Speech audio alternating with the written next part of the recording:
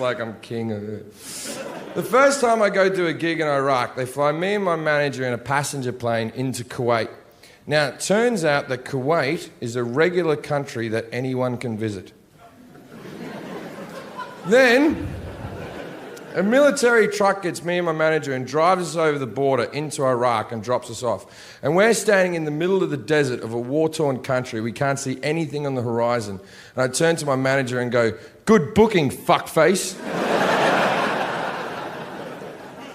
And then this helicopter comes in over the horizon and lands in front of us. And the blades are still going. And this soldier runs off and goes, "Excuse me, are you Jim Jefferies?" And I went, "What other white cunt were you looking for in the desert at this exact location?" Then he hands me my bulletproof vest and my helmet. He's obviously wearing his bulletproof vest and his helmet. His are camouflaged. Mine, fucking blue. And I said, "Why do I have a blue vest and helmet?" He said, "That's so the enemy know you're a civilian." I'm like, does the enemy give a shit? That's my main concern, because I've never been a sniper. But every time I got off the helicopter, I was surrounded by soldiers protecting me. If I was a sniper, I'd be like, the cunt in blue looks important, right? So, we got in this helicopter. And we're sitting in this chopper. That's what we call them in the biz, chopper. And I'm sitting here, and I've got two soldiers sitting next to me there. My manager, Brett's sitting there. He's got two soldiers sitting next to him. There's two soldiers in the cockpit. There's a great big door open next to me there. And there's another door open there. And at that door, there's a soldier with a great big gun on a hinge with bullets coming out of it like that thing that Chewbacca wears. And we take off, and off we go to Baghdad. And as we hit the border of the city, I hear a great big bang! And these two small flares shoot out from the small wings of the helicopter, followed by a trail of smoke. And then the helicopter goes... Now, the reason they do this is when they get over the danger area, if there's a heat-seeking missile, it'll be distracted by the flares, and then the helicopter will fly out of range. Very clever. Now, they never told me this was happening. As far as I'm concerned, the wings have just exploded. And we're now plummeting to our death. And it's nice to know how you react under pressure. Because I reacted thusly by vomiting over my lovely blue vest, ironically making it more camouflage than it was before. And yelling out, "We're going down!" The two pilots, the soldiers, the gunner, they all start pissing themselves laughing. They're reaching through, they're high-fiving each other. It turns out they've been waiting for this joke for months. I'm cleaning vomit off myself going, "Oh, you guys are a good one. Thank you for defending my freedom." Right? So I sit back down covered in vomit in the helicopter. And so I'm trying to look out the door to try to unqueeze myself. And I'm looking out over the ground over Baghdad. By the way, Baghdad, beautiful city, untouched. And I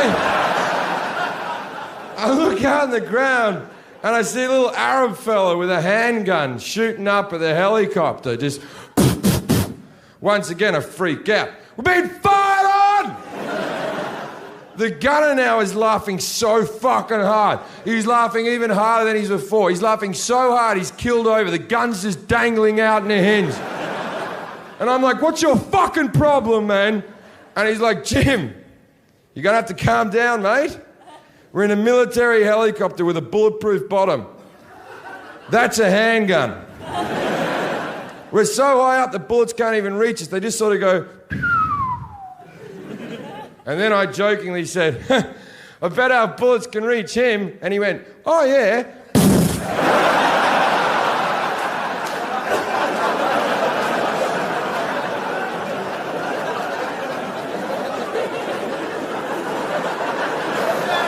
And the little cunt died.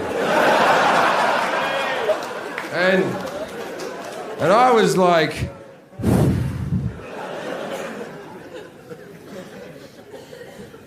I was just saying, mate. I was just saying. I didn't want to ruin anyone's day. Isn't that a fun story about a man dying?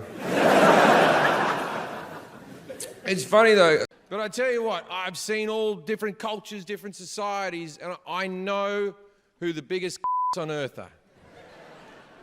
The biggest on earth are the Swedes.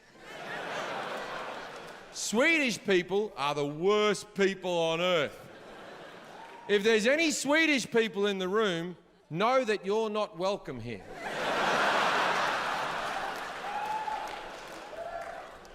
Do you know Sweden was the last place in the free world to give up on eugenics? Right up until 1974, they were sterilising people against their will if they were disabled or had a degenerative disease. So if you were cerebral palsy, muscular dystrophy, you're a dwarf, they sterilised you. That's 1974. That's recent history. But if you go there, you can't argue with the results. Oh! Me, they're good looking. Like they're so good looking, man. They're so good looking, it's like they're killing the ugly people. Now, I'm not saying they're walking around killing people. That's ridiculous. I'm saying they're doing it from birth. So there'll be like a woman giving birth, there'll be like a doctor, and then there'll be like an official guy in the corner.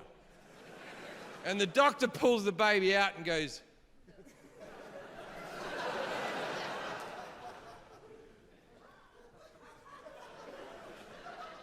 no.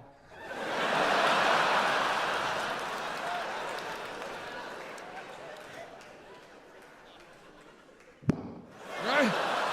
Then they throw the baby in the corner with all the other ugly dead babies. He didn't have a plate this time, right? And the woman, they're such a rational breed of people. I don't think the woman would even be upset. I think she'd just be like this. Ah, was it ugly, was it? Thank you for catching it so early. I think I've become American, more American than I'm Australian lately. There was a moment where I tipped over where I went, oh, I think like an American person now. And I'm happy to do it. I'll tell you what happened. I was flying around, I was doing a tour of Australia, and I was flying domestically around Australia, and I'm so used to airports and stuff here in America that, okay, what happens is, when you go, I was flying Sydney to Melbourne. When you fly domestically in Australia, you go up to the machine, put your name in, print your ticket out, print your bag thing, you put the bag thing on your bag yourself, and then there's a conveyor belt underneath, you throw your bag on, bag fucks off. Don't speak to anyone.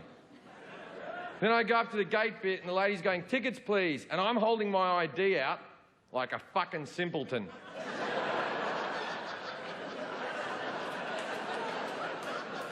Because I get through airports quick, man. I'm like, fucking, there you go. And she went, put your ID away, I don't need to see that. And I went, I think you do. And she went, why would I need to see your ID? And I said, I might be a terrorist. And she went, would showing me your ID stop you from blowing the plane up?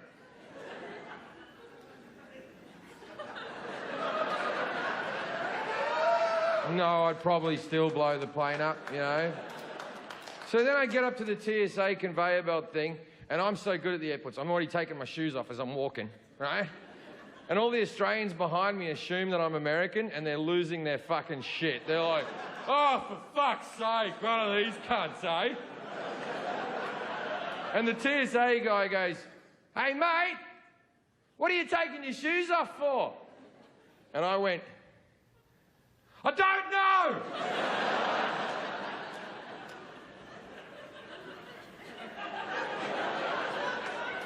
Maybe they're bombs? And he went, but they're not, are they? I put my shoes back on. I get my laptop out. Everyone's going mental. And the TSA guy says, very politely but extraordinarily sarcastically, goes, geez, mate, that's a nice computer. Why are you showing it to everyone?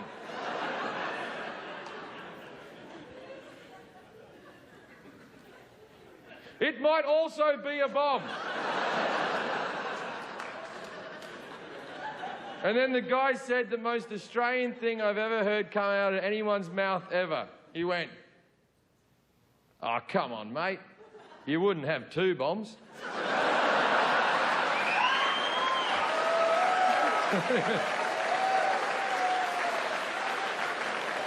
I'm not even quite sure what that means, but it does make some type of sense.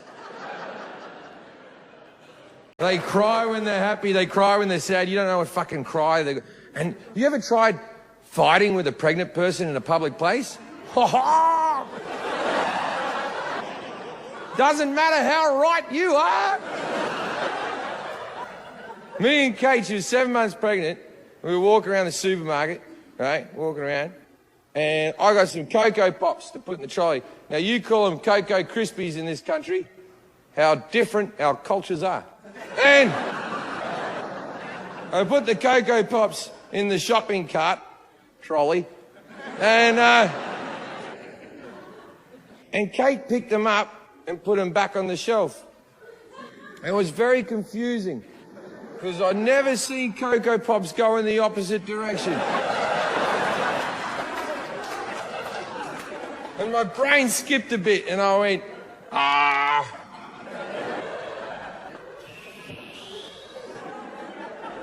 "I think you made a mistake there, Kate." And I went to get them back and she goes, "You're not having them." And I went, "But I always have them." And she went, "You're getting fat."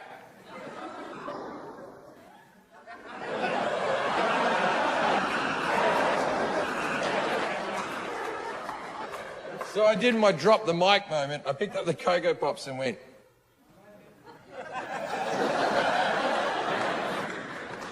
And she snapped and went, "Do you want me to lose this baby?" And I went, fuck, that was quick. Of course I do, you're a fucking nightmare.